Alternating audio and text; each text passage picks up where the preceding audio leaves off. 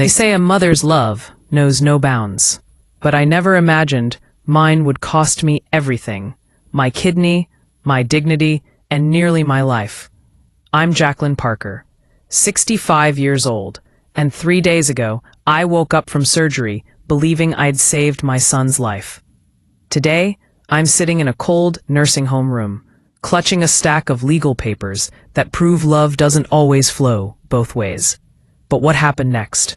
Well, let me tell you, karma works in the most unexpected ways.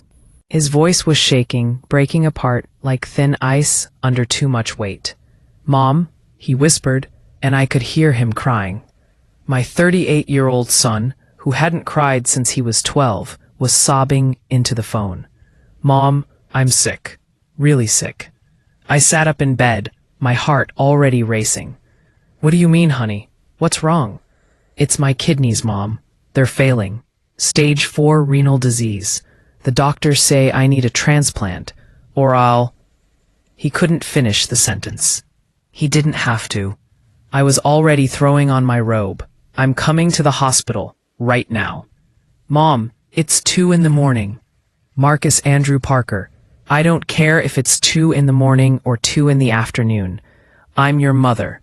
I'm coming." The drive to Boston General felt like driving through molasses. Every red light was torture. Every slow driver was a personal insult. My mind was racing faster than my old Camry could manage. Marcus was sick. My baby boy was sick. When I got to his room, I barely recognized him. In just weeks, he'd become a shadow. His skin had taken on a grayish tone. His eyes were sunken, and he looked like he'd aged 20 years. His wife, Vanessa, sat beside him, perfectly manicured even at this ungodly hour, scrolling through her phone with an expression of bored irritation. "Oh, Jacqueline," she said without looking up. "You didn't need to come all this way." I ignored her. I always ignored Vanessa. In the 7 years Marcus had been married to her, I'd watched my warm, generous son transform into someone I barely knew. Someone cold, someone distant, someone who only called when he needed something. But he was still my son. "Tell me everything," I demanded, taking Marcus's hand. It felt so fragile in mine. The story came out in pieces. He'd been feeling tired for months. Vanessa had insisted it was just stress from work. By the time he finally saw a doctor, his kidneys were barely functioning. He was on dialysis 3 times a week. The waiting list for a kidney transplant was 3 to 5 years long. "I don't have 3 to 5 years, Marcus said, his voice hollow. "The doctor said if I don't get a transplant soon, I might have 6 months, maybe a year if I'm lucky." Something inside me shifted in that moment. That fierce, protective instinct that makes mothers lift cars off their children, that makes them walk through fire without hesitation. It kicked in with the force of a freight train. "Test me," I said. Marcus looked up. "What?" "Test me. I'll give you one of mine." "Mom, no. You're 65 years old." "I'm 65 and healthy as a horse. I still do yoga 4 times a week. I can hike 3 miles without breaking a sweat. I'm a perfect candidate." Vanessa finally looked up from her phone, her expression unreadable. "That's very generous, Jacqueline, but surely you need to think about this." Then, "I don't need to think about anything. He's my son." The testing process took 3 weeks. 3 agonizing weeks where I watched Marcus deteriorate further, where I held my breath every time the phone rang, praying I'd be a match. And then, finally, the call came. "Mrs. Parker," Dr. Sarah Chen's voice was warm. "I have good news. You're a match. A near-perfect match, actually." I wept. I actually wept with relief. Pause. The surgery was scheduled for March 15th. As the date approached, Marcus seemed to warm up to me again. He called every day. He came over for dinner. He held my hand and told me he loved me, that he didn't deserve me, that he was grateful beyond words. "Mom, I know we've grown apart," he said one evening, 2 days before the surgery. "I know I haven't been the best son, but after this, things are going to be different. I promise. You'll see." I believed him. God help me, I believed him. Vanessa was less enthusiastic. "Are you sure about this, Jacqueline?" she asked, her voice dripping with fake concern. "At your age, surgery is risky, and Marcus can wait for another donor." "He doesn't have time to wait," I said firmly. "And yes, I'm sure." Morning of the surgery, I was strangely calm. I'd updated my will. I'd said goodbye to my friends just in case. I'd written letters to my grandchildren, Marcus's 2 kids, Emma and Luke, whom I barely got to see anymore. As they wheeled me into the operating room, I saw Marcus being prepped in the bay next to mine. He gave me a weak smile and mouthed thank you.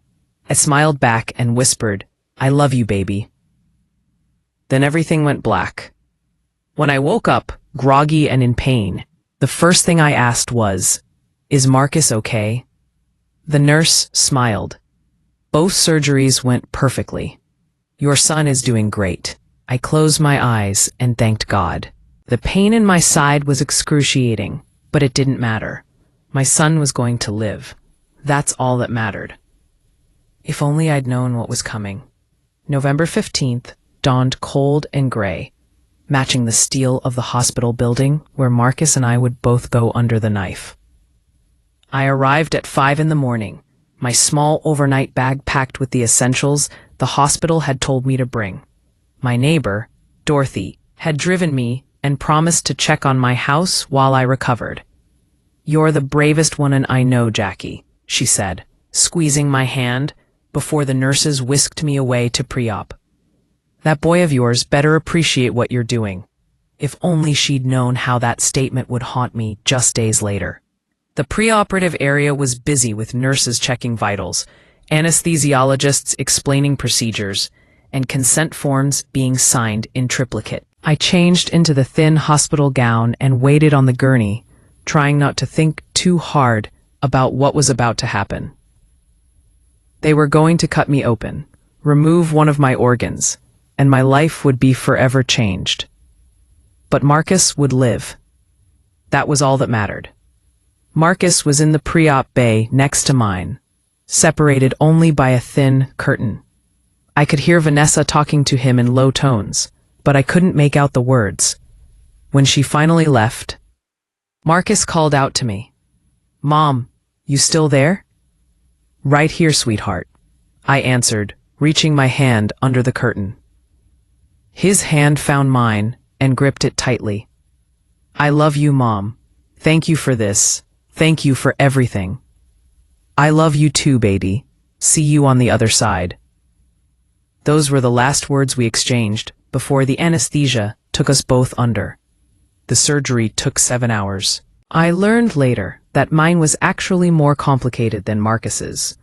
Extracting a kidney from a 65-year-old woman proved challenging.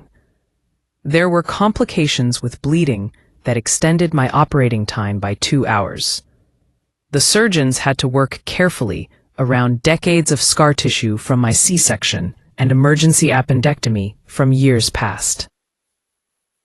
But they got it out. My beautiful, healthy kidney was rushed through the hospital corridors on ice and transplanted into my son's body, where it began functioning immediately. A miracle, the doctors called it. A perfect transplant. I woke up in the ICU, feeling like I'd been hit by a truck, and then dragged behind it for several miles. The pain was excruciating, despite the morphine pump they'd given me control of. Every breath felt like knives in my side, and I couldn't move without wanting to scream.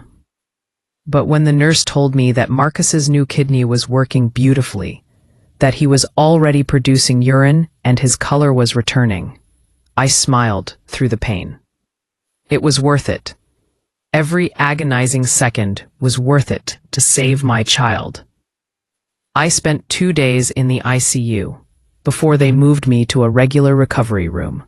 Marcus was 2 floors above me in the transplant unit, doing remarkably well according to the doctors. He was already up and walking, eating solid foods, and his prognosis was excellent. I, on the other hand, was struggling. My age made recovery slower and more painful, and the complications during surgery had left me weaker than expected. Vanessa visited me once during those 2 days, staying for exactly 10 minutes. She thanked me curtly, told me Marcus was doing well, and left before I could ask when I might see him. I told myself he was probably too weak to visit, that he needed to focus on his own recovery. I understood. I really did. On the 3rd day after surgery, I was finally allowed to have visitors beyond immediate family. Dorothy came by with flowers and gossip from the neighborhood. My friend Margaret from church brought me magazines and chocolate pudding, knowing it was my favorite. They both commented on how pale and weak I looked, how much pain I still seemed to be in. "You gave that boy a piece of yourself," Margaret said, patting my hand. "You're a saint, Jacqueline, an absolute saint." Around 3 in the afternoon, my door opened and Marcus walked in. My heart soared at the sight of him. He looked better already, his color improved, moving with an ease I hadn't seen in months. The transplant was a stunning success. "Marcus," I tried to sit up straighter, ignoring the screaming protest of my incision. "Oh, sweetheart, you look wonderful." But something was wrong. His expression was cold, detached. Vanessa walked in behind him, her face set in hard lines. Neither of them smiled. "Mom," Marcus said flatly, pulling a chair up to my bedside but not bothering to sit in it. "We need to talk." A tone of his voice made my blood run cold. This wasn't my grateful son. This was a stranger. "What's wrong?" I asked, fear creeping into my voice. "Is something wrong with the kidney? Are you rejecting it?" "The kidney's fine," he said dismissively. "Perfect, actually. That's not what this is about." Vanessa handed him a manila folder, which he dropped onto my lap without ceremony. The weight of it on my tender abdomen made me wince. "What is this?" I asked, my hands shaking as I opened it. "Admission papers for Sunset Hills Retirement Community," Marcus said, his voice completely void of emotion. "You're being transferred there tomorrow morning." I stared at the papers, unable to comprehend what I was seeing. Sunset Hills, the nursing home across town. The place where people went when their families couldn't or wouldn't care for them anymore. "I don't understand," I whispered, looking up at my son's face, searching for some sign of the boy I'd raised, the man I'd just saved. "Why would I need Marcus? I have my own home. Once I recover, I'll go back." "No, you won't," Vanessa cut in, her voice sharp as glass. "We've already contacted your landlord. We're terminating your lease."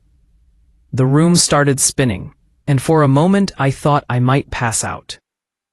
The morphine, the shock, the sheer impossibility of what I was hearing. It all combined into a surreal nightmare that I desperately wanted to wake up from. You're putting me in a home?" My voice came out small, broken, nothing like the strong woman I'd always been. 3 days after I gave you my kidney, you're throwing me away?" Marcus had the decency to look at the floor, but Vanessa's gaze remained steady and cold. "Let's not be dramatic, Jacqueline. Sunset Hills is a very nice facility. You'll be well cared for." "I don't need to be in a facility." I tried to raise my voice, but the pain in my side stole my breath. "I need to recover, and then I'm going home to my own house, my own life." "That's not practical anymore," Marcus said, still not meeting my eyes. "Your recovery is going to be long, Mom. 6 to 8 weeks minimum." You'll need help with basic daily activities. Physical therapy, medication management. It's better if you're somewhere with round-the-clock care. Something about the way he said it, the rehearsed quality of his words, made me realize this wasn't a sudden decision made out of concern for my welfare. This had been planned, probably for weeks. When did you decide this? I asked quietly. Before the surgery or after? The flash of guilt that crossed Marcus's face told me everything I needed to know. Before. They'd decided, before I ever went under the knife, that they were going to dump me in a nursing home the moment they got what they needed from me. You used me, I whispered, the full horror of it crashing over me like a wave. You let me believe we'd recover together, that we'd spend more time together. That Alaskan cruise, it was all lies. You just wanted my kidney. That's not fair, Mom. Not fair. The shout tore from my throat, and I didn't care about the pain it caused or the nurses who might hear. I gave you a piece of my body. I risked my life for you, and you repay me by throwing me in a home like I'm some burden you need to dispose of. Vanessa sighed dramatically. You see, Marcus, I told you she'd be hysterical. This is exactly why we need professionals handling her care. Don't you dare talk about me like I'm not here, I snarled at her, feeling a rage I'd never experienced before, building in my chest. You've been waiting for this, haven't you? Waiting for an excuse to get rid of me. What did you promise him, Vanessa? What did you have to do to convince my son to betray his own mother? Watch yourself, Vanessa said coldly. You're in no position to make accusations. I'm in the perfect position. I'm the woman who just saved your husband's life while you stood by and let him manipulate me. Marcus finally looked at me, and what I saw in his eyes was worse than anger or hatred. It was indifference. Complete and total indifference. Mom, you're 65 years old, living alone in a tiny apartment, surviving on Social Security and the money I send you every month. Let's be honest. You were already barely managing before this surgery. Now you're going to be limited in what you can do for the rest of your life. One kidney, reduced function, age-related complications. You need help. Help that you could provide. I shot back. Help that a son should want to provide for the mother who sacrificed everything for him. I worked 3 jobs to put you through medical school, Marcus. 3 jobs. I went without food so you could eat. I wore second-hand clothes for years so you could have new ones. I gave up every dream I ever had so you could achieve yours. And this is how you repay me. Something flickered in Marcus's expression. Shame, maybe, or regret. But Vanessa's hand on his arm seemed to steel his resolve. We're not discussing this anymore, he said firmly, standing up. The papers are signed. The transfer is arranged. You'll be moved to Sunset Hills tomorrow at 10 a.m. They're expecting you, and they've been briefed on your medical needs. You signed papers committing me to a nursing home without my consent? I couldn't believe what I was hearing. How is that even legal? I have power of attorney for your medical decisions, Marcus said, and I felt my world crumble. He was right. I'd given him power of attorney years ago, back when he first became a doctor, thinking it was a practical measure in case something ever happened to me. I never imagined he'd use it against me like this. You can't do this, I said, but even I could hear the defeat in my voice. Marcus, please, please don't do this. I'm your mother. I love you. I just saved your life. And I'm grateful for that, he said, his voice softening slightly. I am, Mom. But this is what's best for everyone. You'll see that eventually. What's best for everyone, or what's best for you and your wife. I couldn't keep the bitterness from my voice. How much is my apartment's rent going to save you, Marcus? Is that what this is about? Money? Vanessa laughed. Actually laughed. Oh, please, Jacqueline. We don't need your apartment's rent money. Marcus makes more in a month than you saw in a year. This isn't about money. This is about the fact that we have our own lives to live, and we can't spend the next several months playing nursemaid to you. I never asked you to. You didn't have to ask, Marcus said, tiredly. It would have been expected. Sunday dinners would have turned into daily visits. You would have needed help with groceries, bills, medications, transportation, to follow-up appointments. It would have consumed our lives, Mom. This way, you get professional care, and we can visit when we have time. When they had time. Not even a promise of regular visits, just when we have time. I looked at my son, really looked at him, and realized I didn't recognize him anymore.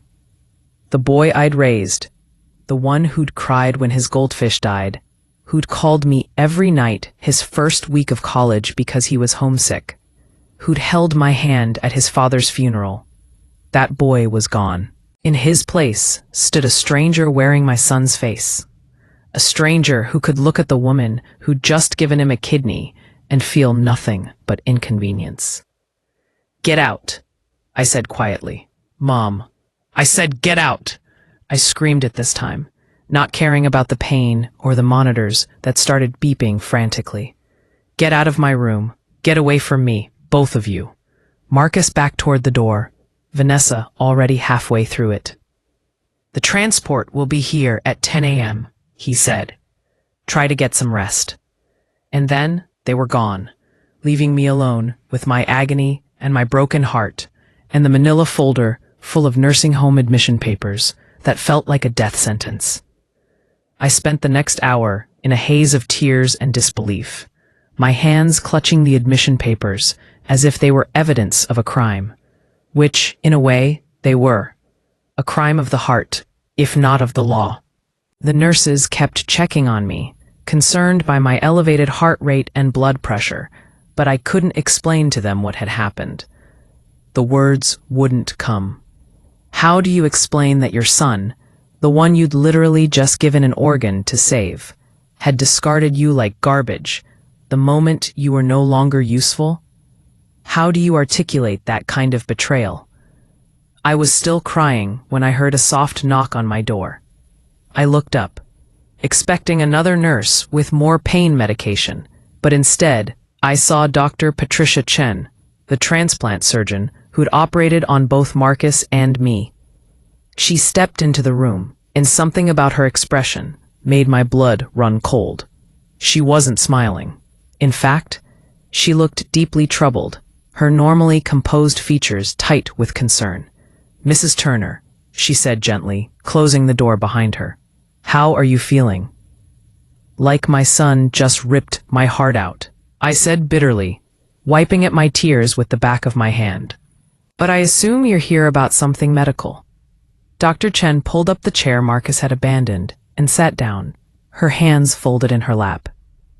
"I need to talk to you about something important. Something I discovered while reviewing Marcus's post-operative labs and charts." My stomach clenched. "Is something wrong with the kidney? Is he rejecting it?" "No, the kidney is functioning perfectly. But..." She paused, seeming to choose her words carefully. "Mrs. Turner, did Marcus ever tell you why his kidneys failed?" I blinked, confused by the question. He said it was years of undiagnosed hypertension, high blood pressure that damaged his kidneys over time. Dr. Chen's expression grew even more troubled. "That's what he told me too, initially. And it's a plausible explanation. Hypertension is a leading cause of kidney disease. But something about his case bothered me. The progression was too rapid, too severe for someone his age with his medical history. So I dug deeper into his records." She pulled out a tablet and pulled up what looked like medical charts and lab results. "Mrs. Turner, I'm going to ask you a question, and I need you to be completely honest with me. Did Marcus ever mention recreational drug use? Anything at all?" My mouth fell open. "Drugs? Marcus? Absolutely not. He's a doctor, for God's sake. He would never." "That's what I thought too," Dr. Chen interrupted gently. "But the evidence suggests otherwise." I found traces of multiple substances in his preoperative blood work that I initially dismissed as medication, but when I looked closer, she turned the tablet toward me, though the medical terminology meant nothing to me. Mrs. Turner, your son's kidney failure wasn't caused by hypertension. It was caused by chronic cocaine use, combined with anabolic steroids and prescription pain medication abuse. The room tilted. That's not possible. You're wrong. You have to be wrong. I ran the tests 3 times to be sure, Dr. Chen said quietly. I even sent samples to an independent lab. The results are conclusive. Your son has been abusing drugs for years, probably since medical school. The combination of stimulants and steroids, along with NSAIDs he was taking to manage the side effects, destroyed his kidneys. This wasn't bad luck or genetics, Mrs. Turner. This was self-inflicted. I couldn't breathe, couldn't think. My perfect son, my doctor's son, the one I'd sacrificed everything for, was a drug addict, had destroyed his own kidneys through his own reckless choices. Why are you telling me this? I whispered. Dr. Chen leaned forward, her expression intense. Because when I confronted Marcus about these findings an hour ago, do you know what he did? He threatened me.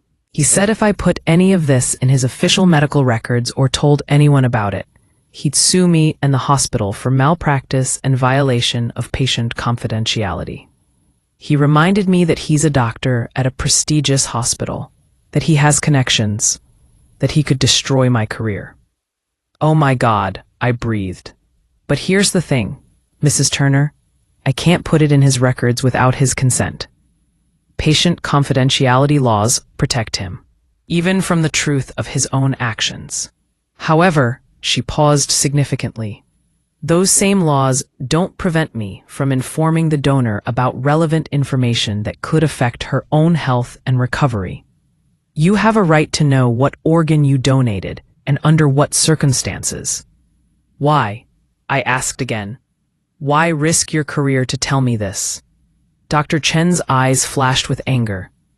Because 10 minutes ago, I saw your son and his wife in the hallway. I overheard them talking about how relieved they were to be handling the mother situation. I heard Vanessa say that now that they got what they needed from you, they could finally move on with their lives without you hanging around like a ghost. The cruelty of those words hit me like a physical blow. And then Dr. Chen continued, her voice shaking slightly with righteous fury. I saw Marcus laughing. Actually laughing. 3 days after you gave him a kidney. Hours after he put you in a nursing home against your will. And he was laughing about it. She stood up, her hands clenched into fists. I've been a surgeon for 15 years, Mrs. Turner. I've seen a lot of things, but I have never seen someone treat a living donor with such callous disregard. What your son did to you isn't just morally reprehensible, it's... She searched for words. It's evil. And I couldn't stand by and say nothing. Before I could respond, there was a commotion in the hallway. Raised voices, one of them definitely Marcus's. The door burst open, and Marcus stormed in, his face flushed with rage. What the hell do you think you're doing? He snarled at Dr. Chen. I told you. You told me you'd sue if I violated patient confidentiality, Dr. Chen said calmly, standing her ground. And I haven't.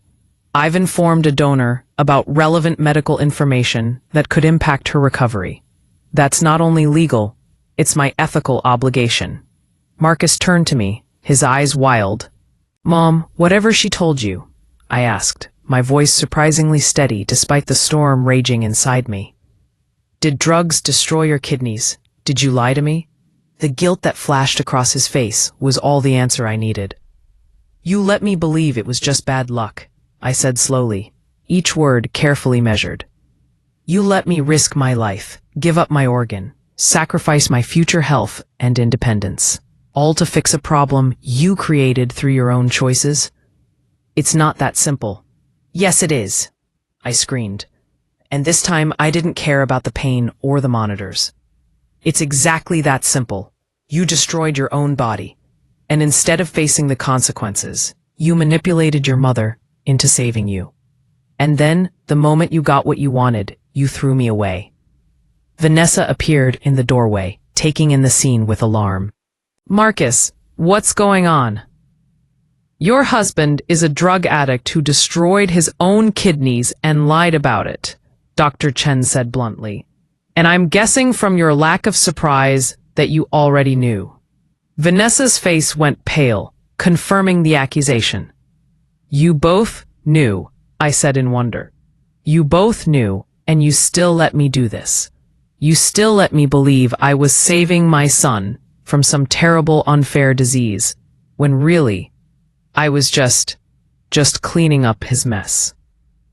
Enabling his addiction." Vanessa standing rigid with fury and fear in the doorway, at the ruins of the relationship I'd cherished most in the world. "I need to think," I said quietly, "about all of this. Right now, I need to process everything." Sarah nodded understandingly. "Of course, take all the time you need. But know that you have options, Mrs. Turner.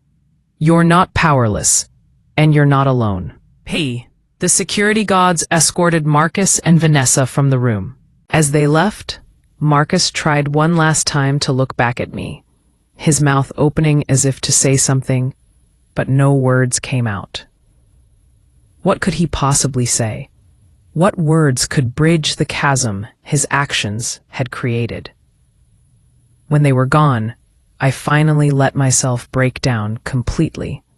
Dr. Chen and Sarah stayed with me, one holding my hand while the other gently rubbed my back, letting me cry out all the pain and betrayal and grief.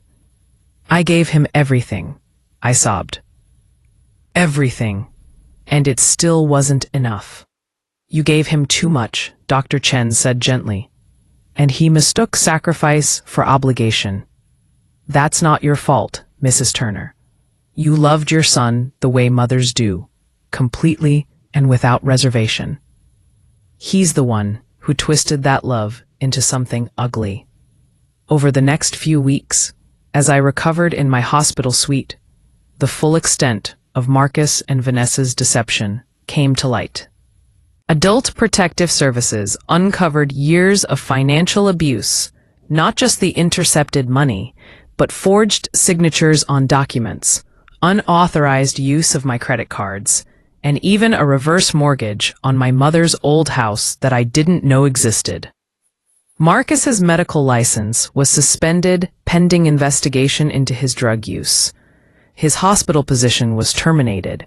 His reputation was destroyed when the local news picked up the story. Prominent doctor defrauded mother who donated kidney.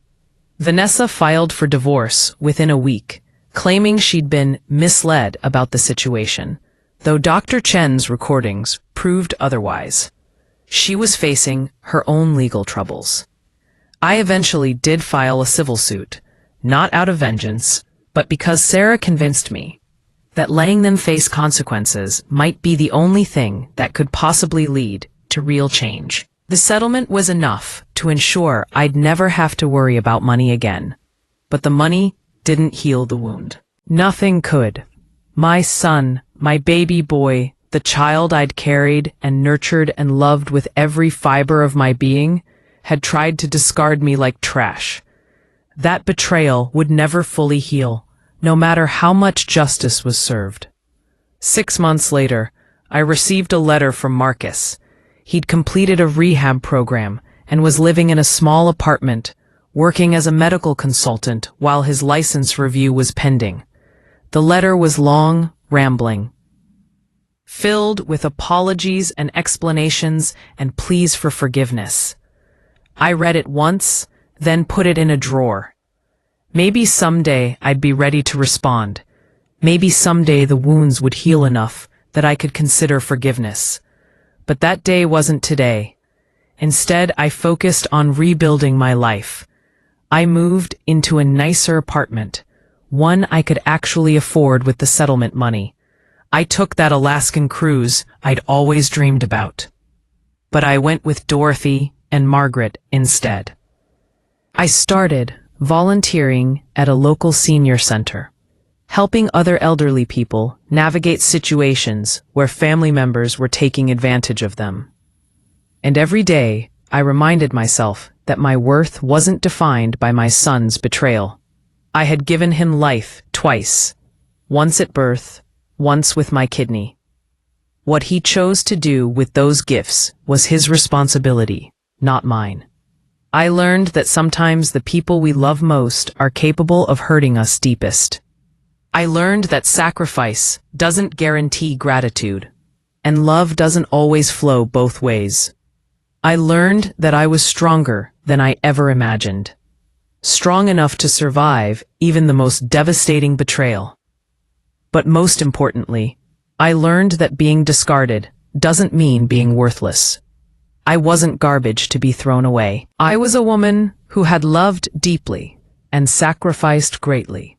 And if my son couldn't see the value in that, it was his loss, not mine. The scar on my side where they removed my kidney will fade with time. The scar on my heart might never fully heal. But I'm still here, still standing, still worthy of love and respect and dignity, whether my son realizes it or not. And in the end, that's the only victory that really matters. Thank you so much for reading Jacqueline's incredible story. If this touched your heart, please don't forget to subscribe and hit that notification bell. And I'm curious, where are you watching this from? Drop your location in the comments below. Your support means everything, and I can't wait to share more amazing real-life stories with you soon.